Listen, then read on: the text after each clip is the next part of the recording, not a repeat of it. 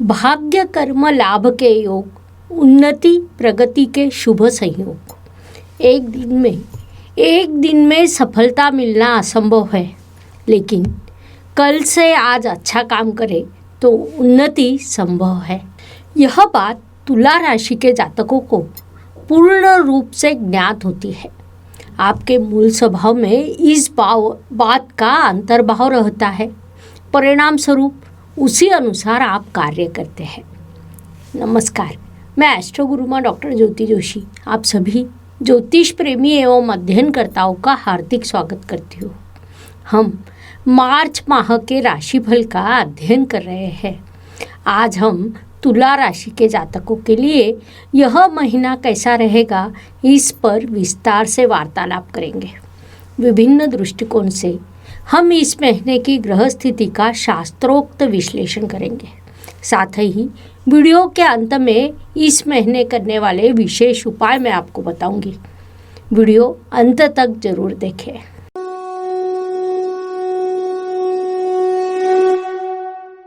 व्यक्तित्व की दृष्टि से विचार करें तो राशि स्वामी की स्थिति को देखना आवश्यक होता है। तुला राशि का स्वामी शुक्र ग्रह संपूर्ण महीना आपके चतुर्थ स्थान में विराजमान रहेगा।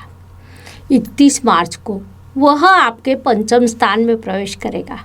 इन दोनों स्थानों पर शनि महाराज की राशि आती है।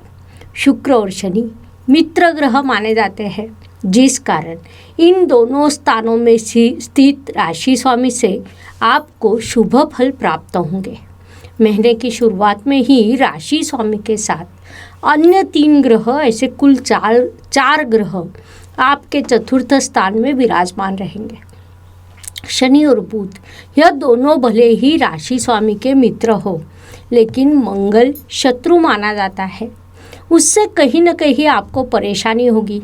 घर का वातावरण प्रसन्न होने के बाद भी अचानक स्थिति में बदलाव आना, घर की शांति भंग होना, ऐसी परेशानियों का आपको सामना करना पड़ेगा। स्वाभाविक रूप से उसका परिणाम आपके व्यक्तित्व पर होगा।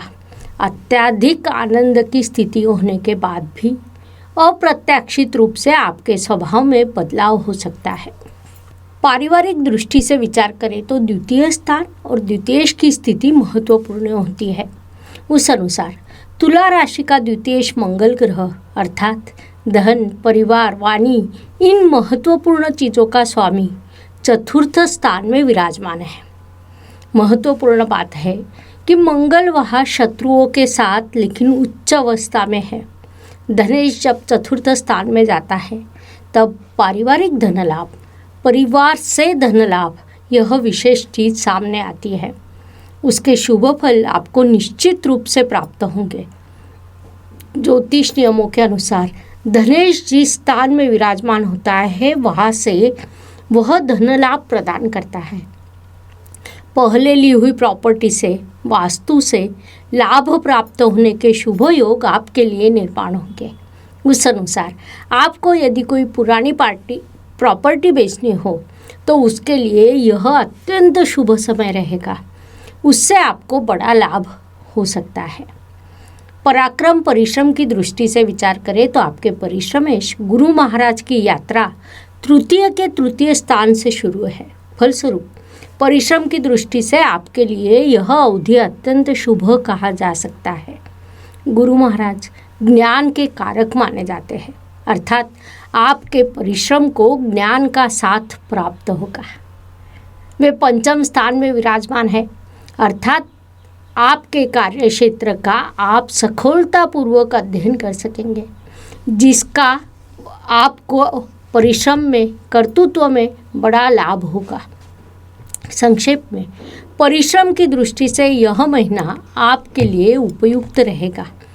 आपने उसका पूरा लाभ उठाना चाहिए।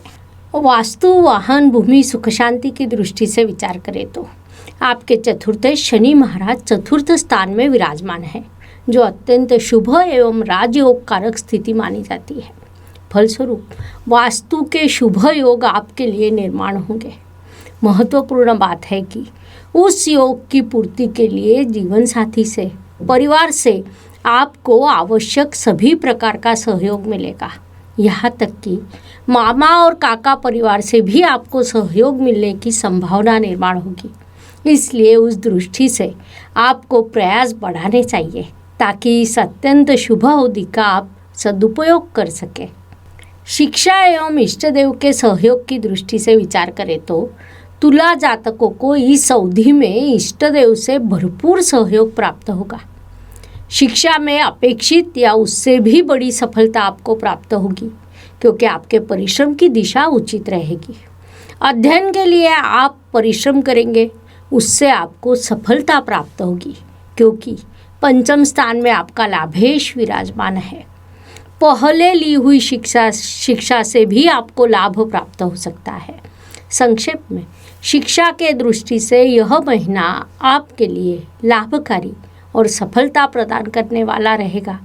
आपने उसका पूरा उपयोग करना चाहिए क्योंकि अध्ययन में जो उन्नति होती है वह दीर्घकालीन लाभ प्रदान करती है। यह बात ध्यान में लेनी चाहिए। Please like, share and subscribe the channel और हाँ, बेल आइकॉन दबाना ना भूलें। धन्यवाद। नौकरी एवं व्यवसाय की दृष्टि से विचार करें तो जो तुला जातक नौकरी में है उनके जीवन में थोड़ा सा संघर्ष, थोड़ी सी बाधाएं उत्पन्न हो सकती है। अर्थात कार्यस्थल पर आपको संघर्ष का सामना करना पड़ेगा। परिणाम स्वरूप इस अवधि में कोई भी निर्णय सोच समझ कर ले, यह सलाह आपको दी जाती है। इसके बिल्कुल विपरीत स्थिति व्यावसायिक तुला जातकों के लिए रहेगी। आपको व्यवसाय वृद्धि के कई अवसर प्राप्त होंगे। महत्वपूर्ण बात है उसमें आपको सफलता भी प्राप्त होगी। इसीलिए उन अवसरों का पूरा उपयोग कर आपको अपनी प्रगति साध्य करनी है। संक्षेप में यह महीना नौकरी करने वाले जातकों के लिए संघर्ष का, तो व्यावसायिक जातकों के लिए सफलता का रहेगा। भाग्य की दृष्टि से विचार करें तो महीने के प्रारंभ में आपका भाग्येश बुध ग्रह चतुर्थ स्थान में विराजमान है, अर्थात त्रिकोण का स्वामी केंद्र स्थान में विराजमान है। ज्योतिष नियमों के अनुसार यह शुभ स्थिति मानी जाती है। उसके बाद महीने के दूसरे सप्ताह में बुध पंचम स्थान में प्रवेश करेगा, तब भाग्येश भाग्य के भाग्य स्थान में यह स्थिति निर्माण होगी। वह भी शुभ स्थिति मानी जाती है, जिस कारण इस अवधि में आपका भाग्य समृद्ध होने वाला है। भाग्य से आपको पूरा सहयोग प्राप्त होगा। महीने का दूसरा और तीसरा सप्ताह भाग्य की दृष्टि से आपके लिए शुभ एवं अनुकूल रहेगा, लेकिन चौथे सप्ताह में आपके भाग्य में संघर्ष की स्थिति बनेगी क्योंकि तब बुध ग्रह पुनश्च राशि परिवर्तन कर आपके षष्ठ स्थान में प्रवेश करेगा। वहाँ मीन राशि आती है और मीन राशि में बुध नीच अवस्था को प्राप्त होता है। इस संपूर्ण स्थिति को ध्यान में लेते हुए आपको कामों की उचित योजना बनानी चाहिए। कर्म की दृष्टि से विचार करें तो आपके कर्म स्थान पर मंगल, बुध, गुरु और शनि इन 4 बड़े ग्रहों की दृष्टि रहेगी जो आपको कर्म प्रधान बनाएगी। सामान्य रूप से तुला जातक थोड़े सुस्त रहते हैं। देखेंगे, करेंगे, इस पद्धति से आपके कार्य की दिशा होती है, लेकिन मार्च महीने में आप योजना के अनुसार कार्य करेंगे क्योंकि एक ही समय पर 4 बड़े ग्रहों की दृष्टि आपके कर्म स्थान पर होगी। उसके अत्यंत शुभ परिणाम आपको प्राप्त होंगे। संक्षेप में यह महीना आपके कर्मों को समृद्ध करने वाला है, उसका पूरा लाभ उठाइए। लाभ की दृष्टि से विचार करें तो आपका लाभेश रवि ग्रह पंचम स्थान में विराजमान है। वहाँ से उसकी दृष्टि आपके लाभ स्थान पर है। पंचम स्थान में रवि का आदर्श शत्रु अर्थात शनि महाराज की कुंभ राशि आती है। फिर भी उसकी लाभ स्थान पर दृष्टि होने से आपको लाभ अवश्य प्राप्त होगा। साथ ही गुरु महाराज की दृष्टि भी आपके लाभ स्थान पर है। वे आपके लाभ में वृद्धि करेंगे। विशेष रूप से आपने पहले कहीं निवेश किया हो, आपके पास कोई मशीनरी हो, प्लॉट हो, खेती हो, वाहन हो, तो उससे लाभ के शुभ योग आपके लिए निर्माण होंगे। उनका आपने सदुपयोग करना चाहिए ताकि अधिकतम लाभ आपको प्राप्त हो सके। व्यय एवं परदेश गमन की दृष्टि से विचार करें तो जो तुला जातक विदेश में स्थित है उनके मन में वापस आने की लालसा तीव्र रूप से निर्माण होगी। हमें अपने देश में अपने लोगों के साथ रहना चाहिए, ऐसी इच्छा उनके मन में उत्पन्न होगी। जो तुला जातक अब तक विदेश जाने के लिए इच्छुक थे उनकी मानसिकता में बदलाव होगा, अर्थात विदेश जाने की उनकी इच्छा कम होगी। अब हमें अपने देश में रहकर कुछ करते हैं ऐसा विचार उनके मन में उत्पन्न होगा।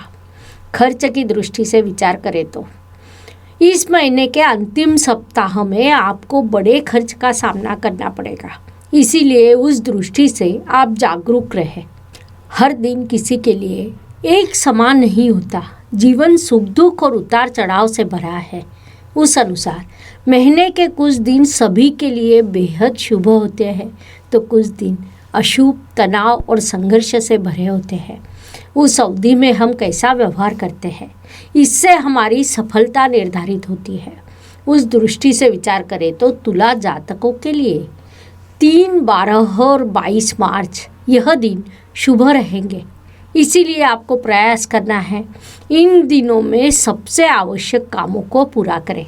साथ ही 1, 9 और 20 यह दिन आपके लिए अशुभ होंगे, तो हो सकता है इन दिनों में आपका संघर्ष बढ़ेगा, इसीलिए आपको इन दिनों का उचित नियोजन करना चाहिए जिससे आपका मानसिक स्वास्थ्य बना रहे। उपायों की दृष्टि से विचार करें तो ज्योतिष शास्त्र में कई सीधे सरल छोटे छोटे उपाय बताए गए हैं जो कोई भी कर सकता है। उपाय भले ही छोटे हो पर उनका प्रभाव बड़ा होता है। अशुभ चीज़ों की अशुभता कम करने और शुभ चीज़ों की शुभता बढ़ाने की शक्ति उनमें होती है। मार्च महीने में होलिका दहन यह बहुत बड़ा उत्सव होता है। इस दिन कुछ सरल उपाय करने पर आपको शुभ परिणाम प्राप्त होंगे। होलिका दहन का महत्व सभी को ज्ञात है। इस दिन सभी बुरी चीज़ों का दहन करना होता है। उस अनुसार तुला राशि के दृष्टि से विचार करें तो उस दिन आपने लाल गुलाब का फूल और बतासे लेने हैं, उन्हें एक लाल कपड़े में बांधना है, उससे साथ लेकर होलिका का परिक्रमा करनी है और उसके बाद होलिका में अर्पण कर देना है। इस सीधे और सरलता से करने के उपाय से आपके सभी कष्ट, परेशानी, समस्याएं निश्चित रूप से कम होगी। तो इस तरह हमने मेष से लेकर मीन राशि तक हर राशि के लिए मार्च महीना कैसा रहेगा यह समझने के लिए 12 वीडियो यूट्यूब पर लोड किए हैं। आपने आपकी राशि का वीडियो अभी देखा, पहले उसे लाइक कीजिए, फिर दोस्तों और रिश्तेदारों को उनके राशि के वीडियो शेयर कीजिए। धन्यवाद। शुभम भवतु। जय ज्योतिष। Please like, share and subscribe the channel और हाँ, बेल आइकॉन दबाना ना भूलें।